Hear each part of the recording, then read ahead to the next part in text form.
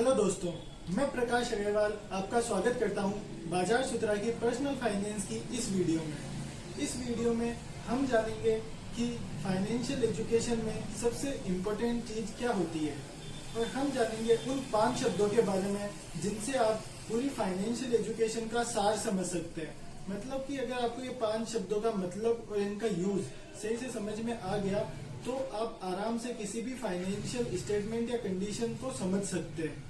ये हमने the rich dad से उधार लिया है, ये मान लीजिए। ये जो कॉन्सेप्ट है ये द रिच डैड का है। ओके दोस्तों, तो चलिए शुरू करते हैं। आज हम जानेंगे जो पर्सनल फाइनेंस का सबसे बेसिक चीज है। पर्सनल फाइनेंस की या फिर personal finance, financial education, financial literacy, इन सब की स्टार्टिंग होती है एक चीज से, वो है फाइनेंशियल स्टेटमेंट या बैलेंस शीट। तो उसे पढ़ना आना चाहिए और ये हमें कोई भी स्कूल नहीं सिखाती। ठीक है, तो जो भी लोग हैं जो बिजनेस में चले जाते हैं या कहीं पे भी जाते हैं उन्हें बैलेंस शीट ही समझ में नहीं आती पढ़ना। तो आज हम जानेंगे उसके बारे में। तो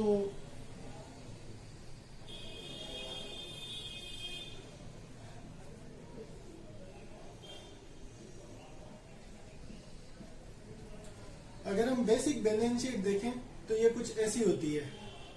ठीक है, अब इसमें क्या है, अपन ने 5 शब्दों के बारे में बात करी है कि 5 शब्द अपन ऐसे जानेंगे जो कि सारे पर्सनल फाइनेंस और फाइनेंस एजुकेशन को इकट्ठा कर लेंगे। तो ये 5 वर्ड क्या कौन कौन से हैं? पहला इनकम, दूसरा एक्सपेंस, तीसरा एसेट, चौथा लायबिलिटी। और ये बनती है आपकी फाइनेंशियल स्टेटमेंट को बनाते हैं। इस कॉलम में आता है इनकम, इसमें आएगा एक्सपेंस, इसमें एसेट और इसमें लायबिलिटीज। ठीक है, एसेट और लायबिलिटीज के बारे में अपन ने पढ़ा था। इनकम मतलब जो आपका रुपए आएंगे आपके पास, और एक्सपेंस मतलब जो आपके खर्चा होगा। ठीक है, तो अब मान लेते हैं कि कोई भी आपके पास रुपए आ रहे हैं, तो जॉब से आ रहे हैं। ठीक है, जॉब हो गया, बिजनेस हो गया, सेल्फ एम्प्लॉयमेंट हो गया, कुछ भी हुआ तो वहां से रुपए आ रहे हैं। तो ये जॉब ये आपने करी और यहां से इनकम आनी स्टार्ट हुई और आपने खर्च कर दी। जॉब से पैसे आए, आपने खर्च कर दिए, ये आप पुअर क्लास में आ गए। अगर आपका फाइनेंशियल स्टेटमेंट ऐसा दिखता है तो आप पुअर क्लास में आते हैं। अब एक चीज इसमें, एक केस ये आता है कि आपने जॉब करी, इनकम आई, और इनकम आने के बाद में आपने लायबिलिटीज खरीदी और फिर जो एक्सपेंस होके और ये बाहर चले गए। इसको यहाँ पे कर देते हैं अपन, ऊपर कर देते हैं। ठीक है, तो इनकम आई और लायबिलिटीज खरीदी और लायबिलिटीज से एक्सपेंस होके और वो खत्म हो गए रुपए। तो इसमें आप आएंगे मिडिल क्लास में।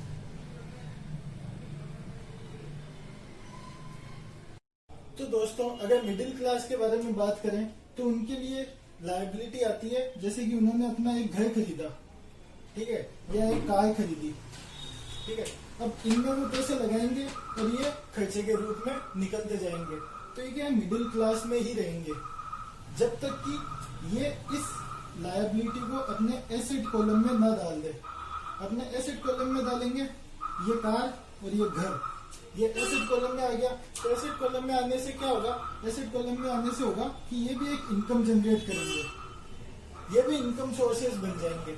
इनकम सोर्सेज बन के तो ये फिर वापस फ्लो चलता रहेगा और यहाँ से एसेट ही आप और खरीदे।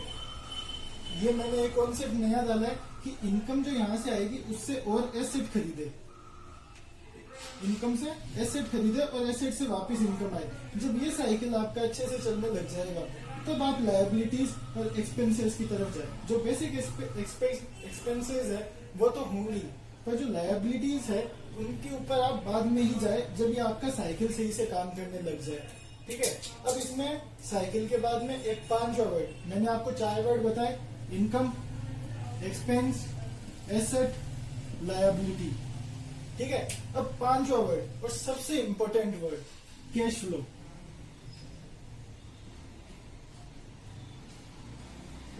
अब कहेंगे कि कैश फ्लो क्या होता है? कैश फ्लो होता है जो रुपए आ रहे हैं, जा रहे हैं, सबका जो फ्लो मेंटेन रहता है उसको कैश फ्लो कहते हैं। कैश फ्लो हमेशा पॉजिटिव रहना चाहिए। जब भी आप लायबिलिटी में खर्च करेंगे या फिर एक्सपेंसेस आपके ज्यादा होंगे, वैसे ही आपका कैश फ्लो नेगेटिव में चला जाएगा, जो कि रिजल्ट करेगा लोन पे। बहुत सारे लोग होते हैं जो नौकरी लगते ही लोन ले लेते हैं और उनका कैश फ्लो स्टार्टिंग से नेगेटिव में जाने लग जाता है। उनका जो भी जॉब से जो इनकम आती है वो सारी की सारी आधी लायबिलिटीज में और आधी लोन में और खत्म हो जाते हैं, और जो भी एक्सपेंसेस होते हैं ऊपर के वो नेगेटिव कैश फ्लो में चले जाते हैं। जबकि अगर अपन एसेट में जाएंगे और एसेट से इनकम जनरेट करेंगे तो ये पॉजिटिव कैश फ्लो बना रहेगा। और पॉजिटिव कैश फ्लो ही एक ऐसी की है जिससे आप फाइनेंशियल इंडिपेंडेंट हो सकते हो।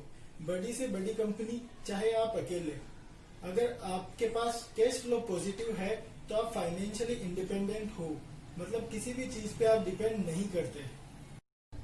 तो दोस्तों मुझे लग रहा है कि आज का वीडियो थोड़ा सा कॉम्प्लिकेटेड है। जो इस फील्ड में शुरू कर रहे हैं उनके लिए थोड़ा सा मुश्किल होगा समझना, तो मैं इसको एक समराइज कर देता हूँ। तो अपन ने आज क्या क्या पढ़ा कि 5 वर्ड्स के बारे में जाना। पहले तो इनकम, एक्सपेंस, एसेट, लायबिलिटी और कैश फ्लो। कैश फ्लो सबसे इम्पोर्टेंट है। फाइनेंशियल इंटेलिजेंसी, फाइनेंशियल इंटेलिजेंट कोई कैसे हो सकता है? जो कैश फ्लो को कंट्रोल करना समझ जाए। अगर वो अपना कैश फ्लो कंट्रोल कर लेता है तो वो फाइनेंशियल इंटेलिजेंट होगा, ठीक है, क्योंकि उसका कैश फ्लो पॉजिटिव रहेगा और फिर वो फाइनेंशियल इंडिपेंडेंट होगा। अब क्या है कि मिडिल क्लास और पुअर क्लास में आधे से ज्यादा जो खर्चा होता है, मतलब कि अपनी लाइफ का ज्यादातर खर्चा तो टैक्सेस में निकल जाता है और पता भी नहीं चलता कि अगर मिडिल क्लास होगा तो वो लायबिलिटीज खरीदेगा, उस पर भी टैक्स देगा और फिर आधा खर्चा वैसे टैक्स में निकल जाता है। जबकि अगर आप फाइनेंशियली लिटरेट होंगे और आपको कैश फ्लो और सारा कॉन्सेप्ट समझ में आएगा तो आप एसेट में लगाओगे पैसा, और एसेट में लगाओगे तो जो गवर्नमेंट पॉलिसीज है टैक्स की वो आपको हेल्प करेगी और आपको बहुत ही कम टैक्स देना पड़ेगा कंपेरेटिवली। तभी तो कहते हैं कि जो अमीर लोग होते हैं वो बहुत ही कम टैक्स देते हैं, ठीक है। तो ये वाला कॉन्सेप्ट भी है, इसके बारे में अपन आगे और विस्तार से बात करेंगे कि the rich page less tax. और अपन ने आज के वीडियो में एक और बात समझी कि जो अपन पैसा कमाते हैं उस पे अपनी फाइनेंशियल लिटरेसी या फिर अमीर गरीब होना डिपेंड नहीं करता। आप चाहे 10,000 रुपए कमाओ, चाहे 1 लाख रुपए कमाओ, चाहे 10 लाख रुपए कमाओ, अगर आप जितना पैसा कमा रहे हो उतना खर्च कर देते हो तो लास्ट में आप गरीब ही रहोगे। मतलब कि वो कहते हैं कि जब तक आपकी मौत ना हो जाए तब तक आप काम करते रहोगे, ठीक है। अगर आपके पास कोई सेविंग नहीं है, कोई इन्वेस्टमेंट नहीं है और आप जितना पैसा आ रहा है उतना खर्च कर रहे हो तो वो एक गरीब की जिंदगी है। और अगर आप जितना पैसा आ रहा है उसको लायबिलिटीज में डाल रहे हो और अपने एक्सपेंसेस में डाल रहे हो तो वो मिडिल क्लास वाली जो लाइफ है वो है। और अगर आप उसको एसेट्स में लगा रहे हो तब आप कहीं जाके फाइनेंशियल लिटरेट कहलाओगे, ठीक है। तो उसमें भी आपको कैश फ्लो को मेंटेन करना, उसको कंट्रोल करना बहुत जरूरी है। अगर आप कैश फ्लो को मेंटेन करना सीख गए तो आपको पूरा फाइनेंशियल एजुकेशन और फाइनेंशियल लिटरेसी आ चुकी होती है। यही सबसे इम्पोर्टेंट चीज होती है। तो दोस्तों इस बारे में अपन और बात करेंगे आगे के वीडियोस में। धीरे धीरे ये कॉन्सेप्ट तो हर जगह आएगा ही, क्योंकि जो फाइनेंशियल स्टेटमेंट है, कैश फ्लो है, ये सारी बेसिक चीजें हैं, ये हर जगह काम आएगी। इसी से फाइनेंशियल एजुकेशन का बेस बना हुआ है। तो तब तक के लिए शुक्रिया। पर एक एक्सरसाइज आपके आगे के वीडियो के लिए, तब तक जब तक आगे का वीडियो ना आए तब तक आपके लिए एक एक्सरसाइज है कि आप ये सोचिए जो पीपल है, जो अपने आसपास के लोग हैं, वो एसेट है या लायबिलिटी है। ये आप कमेंट बॉक्स में लिखिए। ये थोड़ा सा क्या है, फीलिंग से रिलेटेड क्वेश्चन आ जाता है, इसलिए थोड़ा सा हार्ड माना जाता है। तो आप कमेंट्स में लिखिए कि एसेट है या लायबिलिटी है जो अपने आसपास के लोग हैं, और अपन इसको भी आगे और सारे कॉन्सेप्ट्स के साथ डिस्कस करेंगे। थैंक यू दोस्तों, जय हिंद।